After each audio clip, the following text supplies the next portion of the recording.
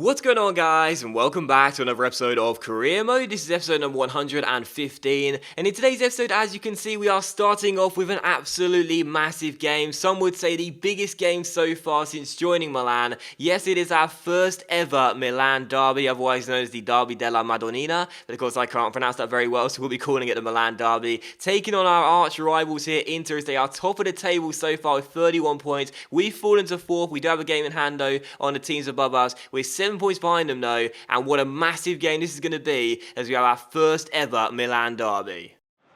Well, they're glad to have him in the lineup today, aren't they? They wouldn't want to miss out on his talents, Milan. Scored 3 in the last 3. Another one here will get down a treat. And with Fekir in red-hot form and us having back-to-back wins for the first time in quite a while, Inter, of course, still so far top of the table, still one of only 2 undefeated teams, and of course leading away so far in the early runnings of the season. This was going to be a massive, massive game, and I was so looking forward to it, because the first thing I did when we joined Milan was look to see when the derbies were going to be, because I couldn't wait to play this. This is going to be our first ever Milan derby. We were going to be registered as the home side for this game, and I was really looking forward to taking on Inter for the first ever time, with the extra emphasis, of course, being on the fact that they are top of the table right now. So taking on Inter, they had the first chance of the game, but Muslera back between the sticks there. He did play against the team in the last game, Bologna, after being dropped for the Galatasaray game. He was back between the sticks for this one here as well, and he made a great save early on. Then the 45th minute, Inter hit the bar there, and eventually we got the ball away as Mazarani showing over the bar and behind for a goal kick. So still goalless in this game, but to be honest, after a big build-up to it, the first half had been a bit of a letdown, really. Not too much had happened. Inter, of course, had hit the bar, as you saw there just there, and Muslera made one good save, but other than that, not much really to report. We hadn't recorded really too many chances in the first half, but from the goal kick, we passed out from the back as per usual, and after some really nice passing, Donnarumma finds Bonaventura, plays it back to Donnarumma. Pirlo's regen slides it inside, and on the stroke of half-time, Nabil Fekir, who is in red-hot form right now, opens the scoring and makes it Milan 1, Inter 0. So in a massive game, in our first ever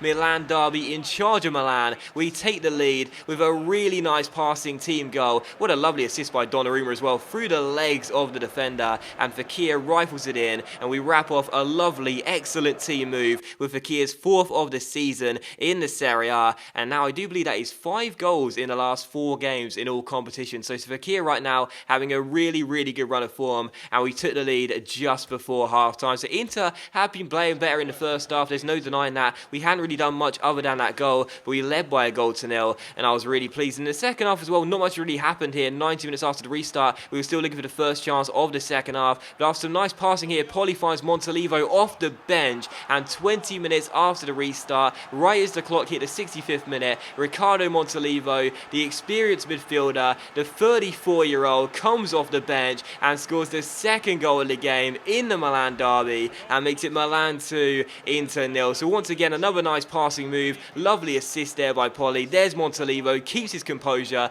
and the 34-year-old slots it home and makes it Milan 2, Inter 0, as we get ourselves a 2-goal cushion, and the number 18 extends our lead. So Montolivo with the goal, it is 2-0 to Milan. But in the 70th minute here, how about this? We go on the break, we were looking menacing, looking for a third goal, but as Ryan Tyler gets tackled by a former Watford teammate in Joel Matip, he gives it to David Santon, who launches the ball forward, finds Forestieri, who cuts it across to Icardi for the simple cutback goal, and Inter, out of nowhere, are back in the game and reduce the deficit and make it Milan 2, Inter 1. And I've got no idea what happened here, because we were on the break looking menacing. Ryan Tyler got tackled, Santon launches it forward, and my back four, you saw it there from that camera angle, what were they doing? Seriously, they'd allowed 2 Inter players to be onside, they were chasing back, they couldn't catch up, and eventually Forestieri cut it back for Icardi, who had a simple finish, and it was Milan 2, Inter 1, so Inter half the deficit in this game, and getting themselves back in the game later on, as they try and battle back from 2 goals down to get themselves a point and equalise. But it was still 2-1. But fortunately for us though, Muslera had a fantastic game between the sticks for us. That is something we haven't said often since joining Milan. He's been really poor for us, but in this game, he may not have kept a clean sheet, but 2 big saves there does ensure that we hold on for the win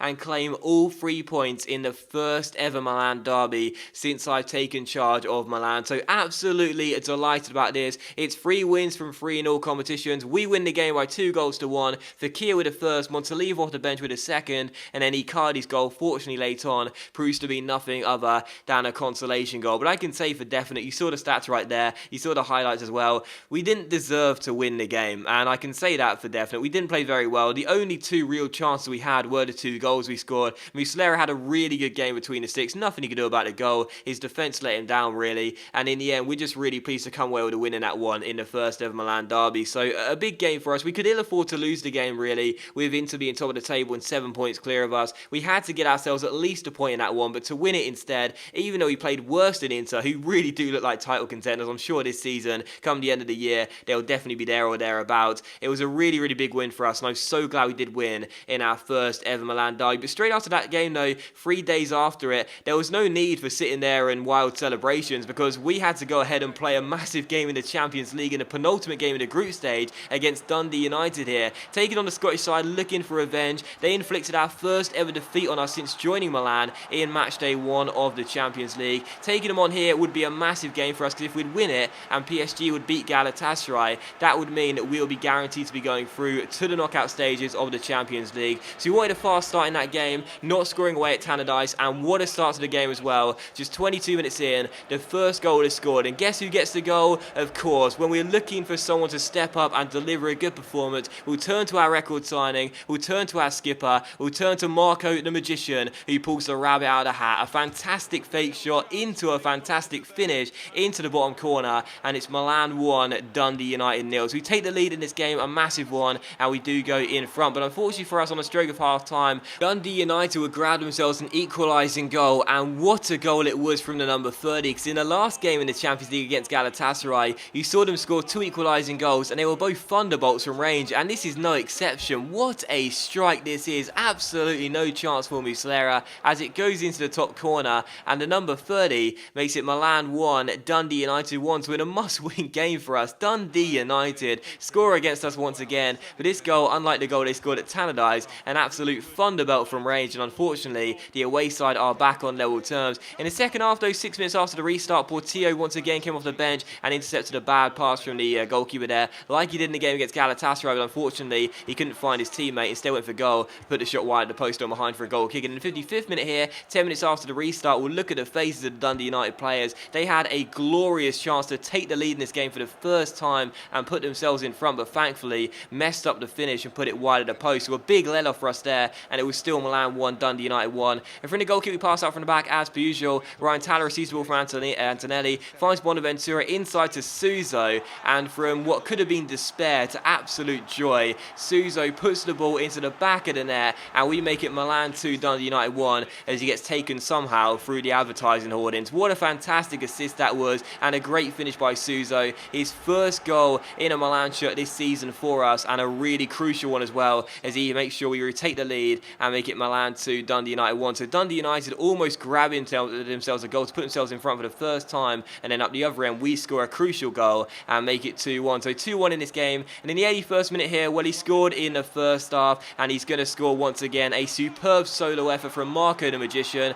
What a run this was. There weren't really many skill moves used, that's for sure, but I thought this was a lovely goal by Marco. Goes down the left hand side, cuts inside onto his weaker right foot, and finesses the ball past Wick, finds the back of the net, settles the nerves, and makes it Milan 3, Dundee United 1. So we're not going to throw this game away. Marco's put in a captain's performance, 2 goals in this game, really good display from him, and it is Milan 3, Dundee United 1. In stoppage time here, he was still putting himself about, still throwing his weight about, wins the ball back from the throw-in, goes down the left hand side, but unfortunately for us, as Marco is chasing a hat-trick, McGowan is chasing back, takes one from the team, takes him down, says, "You scored 2 goals, mate, we're not letting you have a third," and it is still Milan 3, Dundee United 1. So a free kick here, 42 yards out. McGowan thought, that's safe enough, he's not going to score from here, even if he's given the ball. Well, McGowan, you're wrong, because Marco the Magician launches the ball from range, 42 yards out, and it's his first ever free kick goal since the one in the Champions League final against Barcelona, if you can believe that. But he scores here to make it Milan 4, Dundee United 1, and you can see him celebrating it like he's just won a Champions League for us again. And you may think, why is he doing that? It's 4-1, you're going to win the game anyway. Well, it's because this goal got him his hat-trick, and it's his first ever career hat-trick as well. So Marco,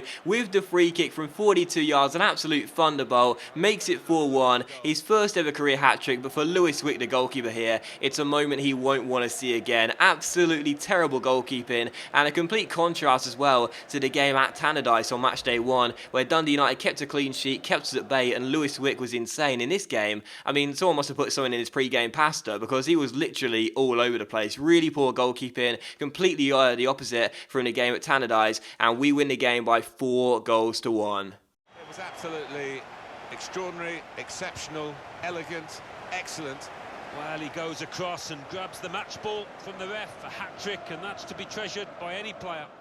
And in a must-win game, in a penultimate group stage game in the Champions League, we looked for a leader, we looked for our captain, and Marco Ryan-Tyler gets his first ever career hat-trick, his best ever performance in the series, and also sends us through to the knockout stages of the Champions League with a game to spare, as PSG held Galatasaray to a draw. And because of that, it does mean on the final day, even if we lose to PSG and Galatasaray win, we'll still be going through on their head-to-head ruling. So what a fantastic 2 games here, a big win against Inter in our first ever Milan derby, and then Ryan Tyler's first ever career hat-trick coming in a game which seals our fate into the Champions League knockout stages. That is going to end today's episode, guys, so thank you very much for watching the video. Really hope you have enjoyed it. If you have enjoyed today's episode of Career Mode, then please do leave likes, that's of course much appreciated, and it really does help my channel out, and I'll see you for the next episode of Career Mode very soon.